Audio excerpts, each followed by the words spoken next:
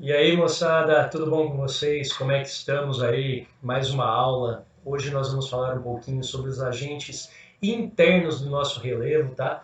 Nós vamos trabalhar um pouquinho sobre as questões que acontecem na parte interna da Terra, o que que ela interfere dentro do nosso relevo.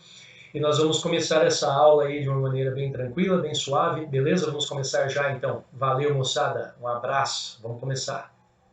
Bom, então vamos lá, vamos começar essa aula magnífica, matinal. Aquele que não pode faltar, o de sempre, salve, salve, imprescindível, tiraré. Bom dia!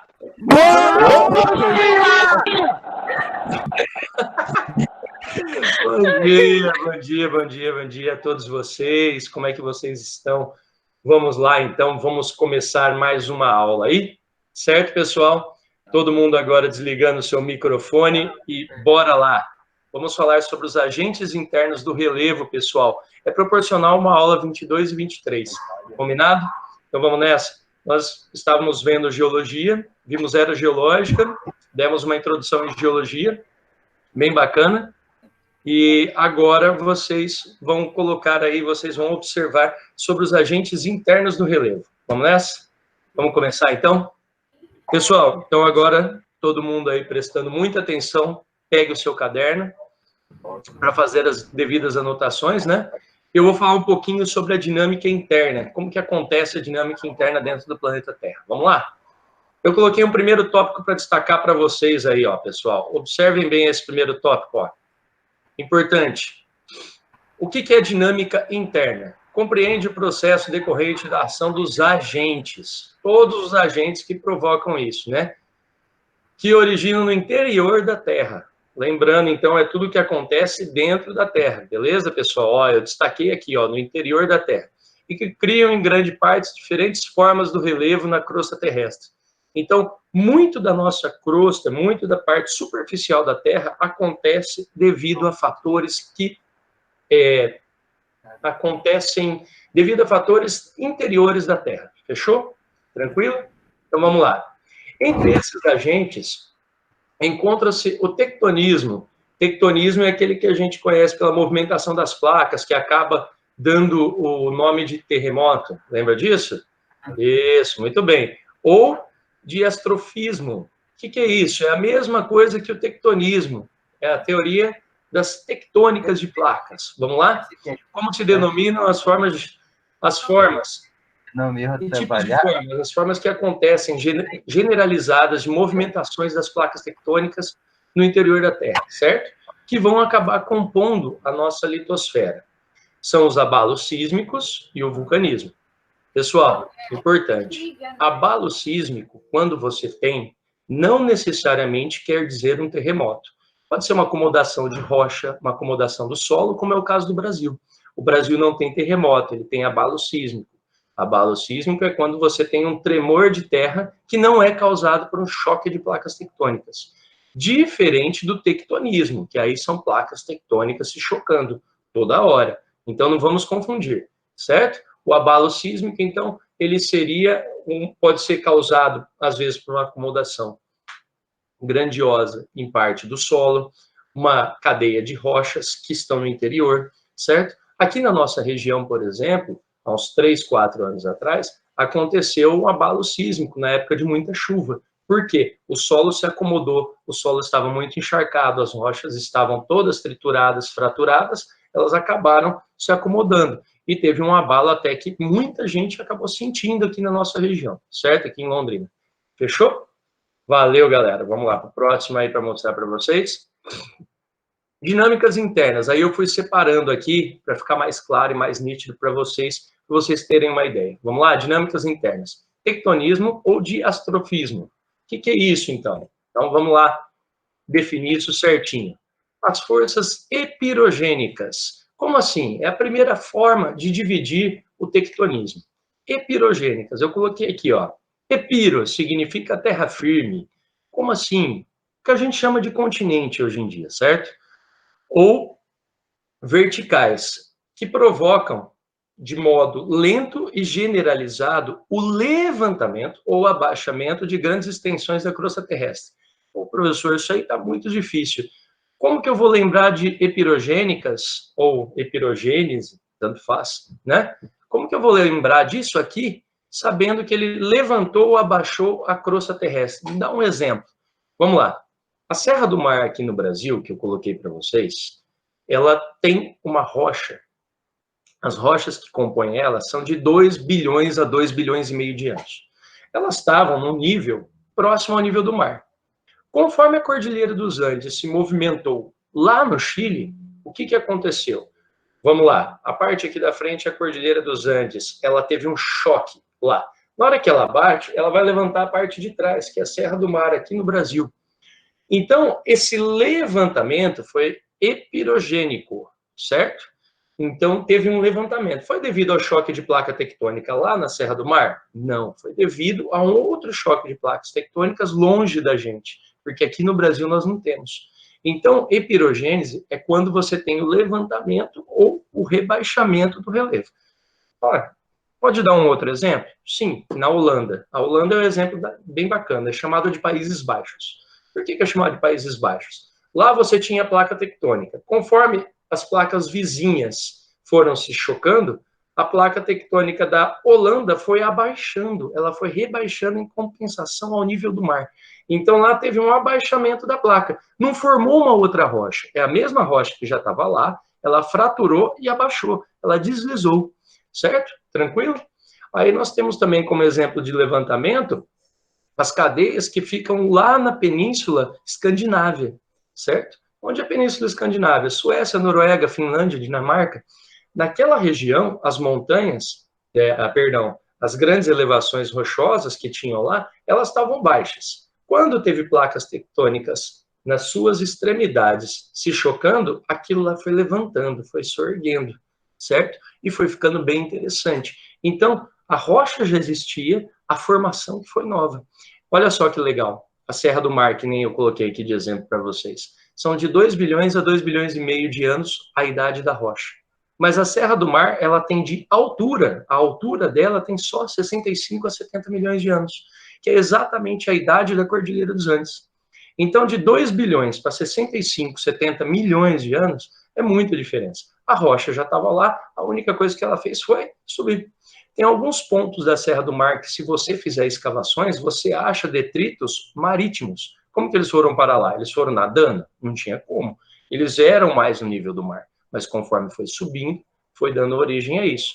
E é sempre importante lembrar, a Serra do Mar recebe esse nome porque ela se origina dentro do mar no Espírito Santo. Aí ela sai lá do Espírito Santo, vem pelo litoral do Espírito Santo, Rio de Janeiro, São Paulo, onde ela termina. Aqui no Paraná nós temos um resquício da Serra do Mar, certo? Seria um reflexo da Serra do Mar. Combinado? Então, bora lá.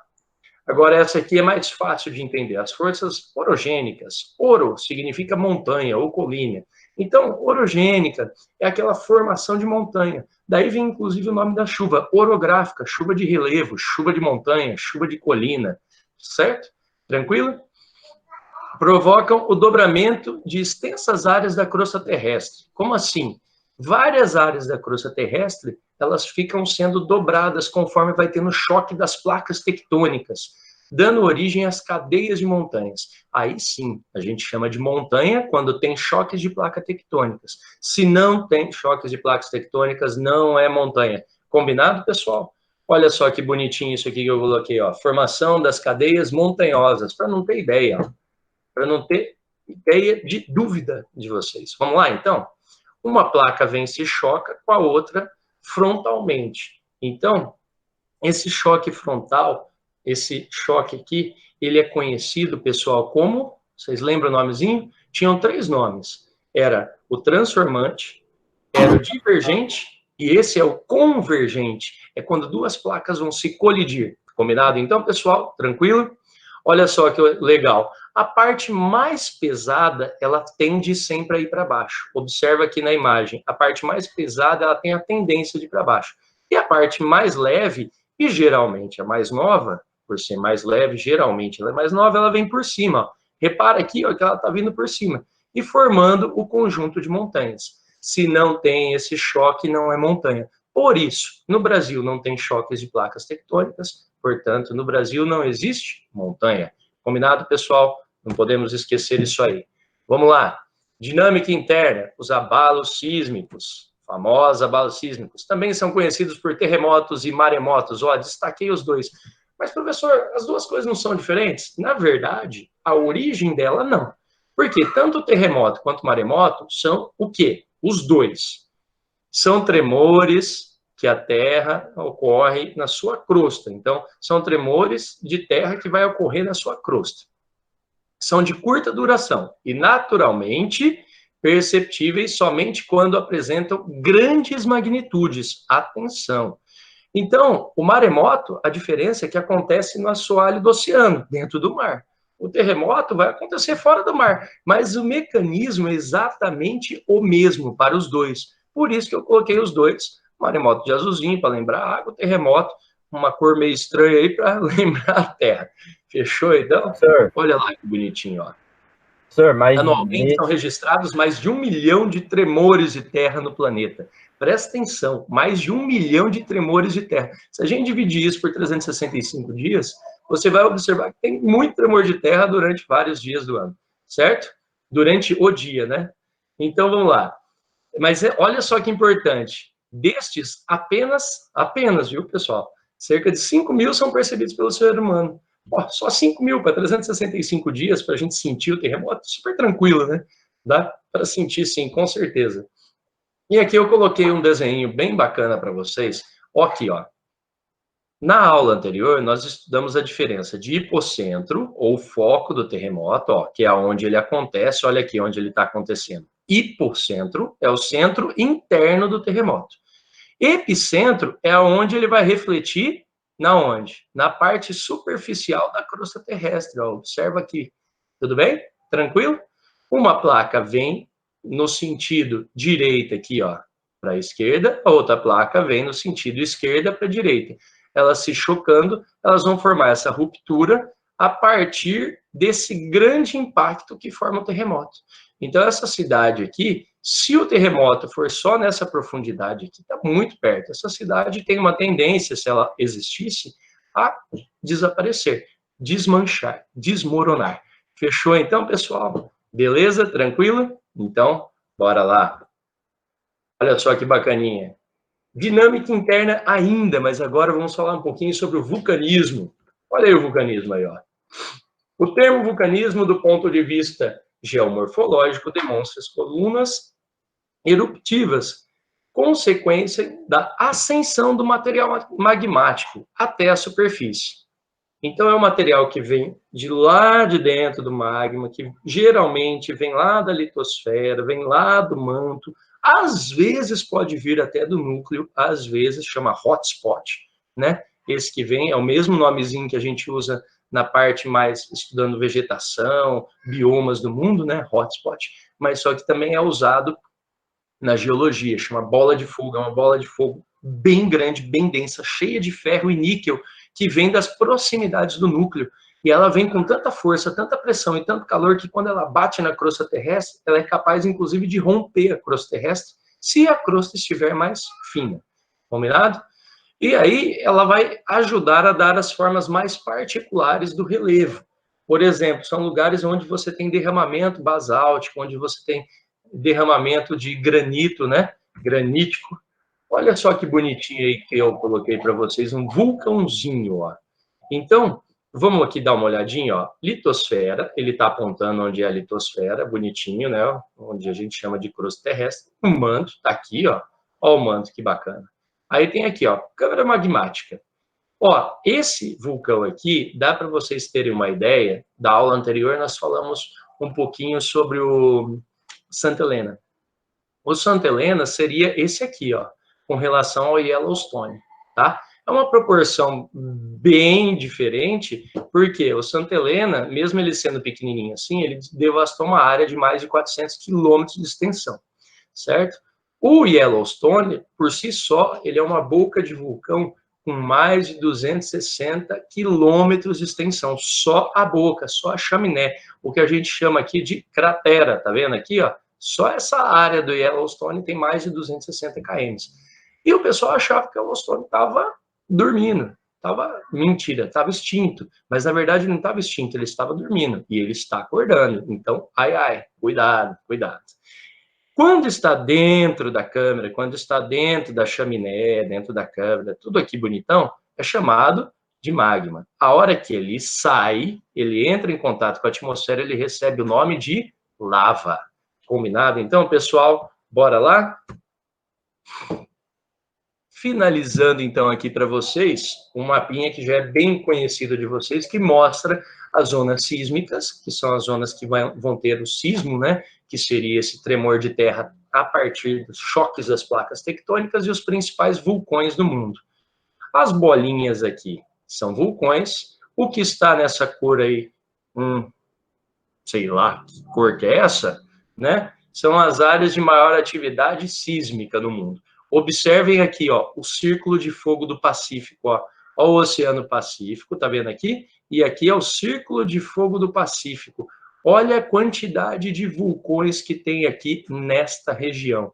Combinado, pessoal? Tem muito vulcão. Sempre importante lembrar, de cada de cada 3 vulcões, 2 estão nessa área chamada Círculo de Fogo do Pacífico, por isso que ela é tão importante. E de cada 3 terremotos que acontecem no mundo, 2 também acontecem nessa região da zona do Pacífico. E olha aqui, ó, por todos os lugares que ela vai passando. Ela pega a América do Sul, Central, América do Norte, pega o norte da Ásia, Rússia, China, Coreias, né, do Sul e do Norte, passa aqui na China ainda, pega o Japão, vem descendo aqui pela região do Sudeste Asiático, Indonésia, Malásia, Filipinas, e aí vai, né? Entra aqui na região da Oceania, pega Papua Nova Guiné, pega uma parte bem próxima da Austrália e vem até a Nova Zelândia. E ela não para aí, ela continua até a Antártica. Observe, tá? Então, esse Círculo de Fogo do Pacífico, ele forma praticamente um anel de fogo, que é importantíssimo, que é onde a cada 3 terremotos ou vulcões, 2 no mundo estão nessa região. Combinado, pessoal? Sossegadinho? Então, beleza? E aí, grande aula, gostei muito. Show de bola, espero ter esclarecido aí sobre as partes internas da Terra, sobre todo esse movimento que acontece dentro do continente, né? Dentro das placas tectônicas, no interior do planeta Terra, beleza? Então, um grande abraço, até a próxima aula. Não esquece de dar uma curtida aí, aproveitar, compartilhar o vídeo, ativar o sininho, beleza, galera? Grande abraço, valeu, povo!